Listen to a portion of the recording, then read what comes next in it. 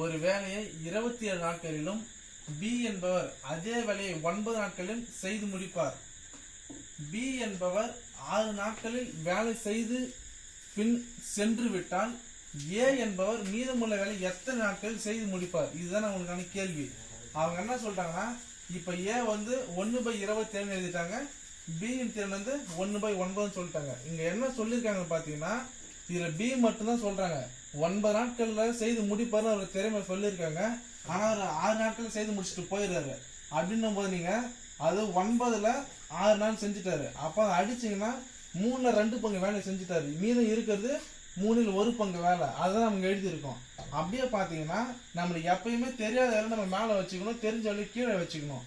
அப்போ 1/3 டிவைடு 1/27 இதை நம்ம இப்படி கொண்டு வரும்போது இந்த வகுத்துல இருக்குது இங்க போகும்போது பெருக்கல மாறிடும்.